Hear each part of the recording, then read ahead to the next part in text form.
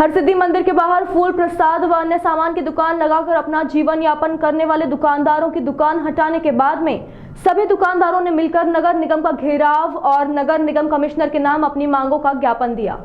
उज्जैन महाकालेश्वर मंदिर क्षेत्र में बड़े गणपति मंदिर के पास की दीवार गिरने के बाद में नगर निगम व पुलिस बल द्वारा बड़े गणपति हरसिद्धि चौराहा से लेकर कहारवाड़ी क्षेत्र तक फुटपाथ पर अपनी दुकान लगाकर अपना जीवन यापन करने वाले दुकानदारों को 3 अक्टूबर को हटा दिया गया है, जिसको लेकर अभी तक किसी ने भी दुकानदारों की सुध नहीं ली है, जिस पर आज सभी दुकानदारों ने मिलकर नगर निगम का घेराव कर नगर निगम कमिश्नर के नाम पर अपनी मांगों का ज्ञापन दिया है।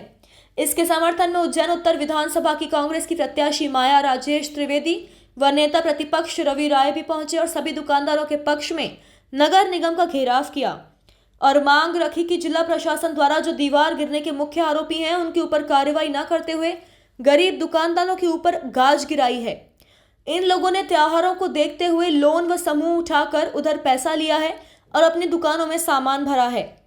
अब जब दुकानदारों की दुकान हटा दी गई है तो इनके ऊपर दोहरी मार पड़ रही है। एक तो उधारी का पैसा लौटाना, दूसरा अपना घर चलाना।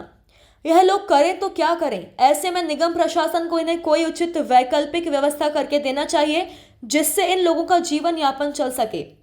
बड़े गणपति से लेकर कहारवाड़ी तक तकरीबन 2000 से अधिक लोग अपना व्यापार व्यवसाय चलाकर जीवन यापन करते हैं। उनके साथ ऐसा दोहरा व्यवहार उचित नहीं है। वहीं महिला दुकानदार की माने तो आज उनके घर पर खाना खाने के भी लाले पड़ गए हैं और उन्हें बड़ी मुश्किलों से अपना घर चलाना पड़ रहा है।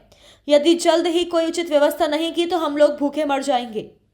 कोर्ट का एक और आदेश है कि आप छोटे व्यापारियों को बिना वैकल्पिक व्यवस्था किए हुए हटा नहीं सकते। आपने कौन सी व्यवस्था दी इनको? पहले आकर के कि आप इस जगह पर दुकान लगा लीजिएगा, उसके बाद में इनकी दुकानें हटाई। यहाँ तक कि इनको कोई नोटिस नहीं दिए गए, इनको मालूम ही नहीं, सीधे आए और इनकी दुकान तोड़ना शुरू कर दिया। इस प्रकार की आतताइयों जैसे राक्षसों जैसे हरकतें पहली बार उज्जैन में होते हुए देख रहे हैं हम लोग कि काम करते हुए लोगों को रोका जा रहा है। रोजगार तो आपके पास में है नहीं, वो पढ़े लिखे बेरोजगार घूम रहे हैं, लेकिन ये लोग कम से कम अपना छोटा छोटा सा व्यापार करके अपने परिवार का पेट पाल रहे हैं। और मैं पूरी तरीके से इनके साथ में खड़ी हुई हूँ। जब तक कि इन्हें दुकानें नहीं मिलेगी हम लोग रोज धरना प्रदर्शन करेंगे और रोज कहीं ना कहीं का घेराव करेंगे। कितने लोग हैं? कितनी आश्रित संख्या कितनी है? ये करीब 2000 के करीब लोग हैं, लेकिन ये जो अब सप्तमी अष्टमी आने वाली है तो कई लोग इनमें से गांव चले गए माता भैरू पूजने के लिए। वो सभी लोग आएंगे और उसके बाद में ये वाला आंदोलन सतत चलेगा जब तक कि इनको कहीं पर भी और किसी जंगल में वैकल्पिक व्यवस्था नहीं चाहिए।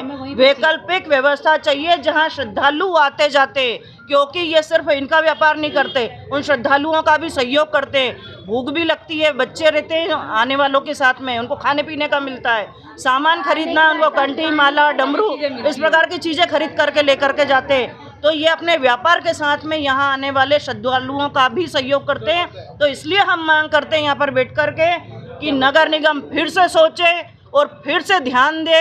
सिर्फ सौंदर्यीकरण सब कुछ नहीं होता है, इनकी दुकानें वापस उसी स्थान पर लगाई जाए। हमको परेशानी आ रही है, हमारे बच्चे भूखे मर रहे हैं, हमारे त्योहार का दिन आया, हम घर परिवार से बेरोजगार हो गए हैं, कहाँ जाएंगे हम? हमारे रोटी रोजगार यही मिलती महाकाल पे, इसके अलावा कहीं भी हमारा रास्ता नहीं है। आप कहाँ थे जब दुकान टूटी थी? हम तो घर पे थे, हमको तो दुकान ही बंद हो गए। हम आए जब तक तो दुकान ही तोड़ फोड़ दी, हमारा लाखों का नुकसान हो गया, तस्वीरें फोड़ दी हमारी सब। और हमारा दुकान लगा रहे आप? हम दुकान बरसों से लगा रहे दुकान, हम हमारी पैदाइश यही की है। अब चाहते हैं हमारे को दुकान दो स्थायी, कहीं भी हमारे को दुकान दो, तो क्या हमारे दुकान पे परेशानी नहीं आए? कोई हमारे यहाँ पे आदमी कोई भी नहीं है कमाने खिलाने वाला, हम सोए औरत ही खाती है। परिवार में कितने बच्चे? मेरे 2 भाई है, 3 बच्चे हैं। क्या नाम है आपका? मेरा मधु चौहान। काय की दुकान लगा? मैं फूल प्रसाद की।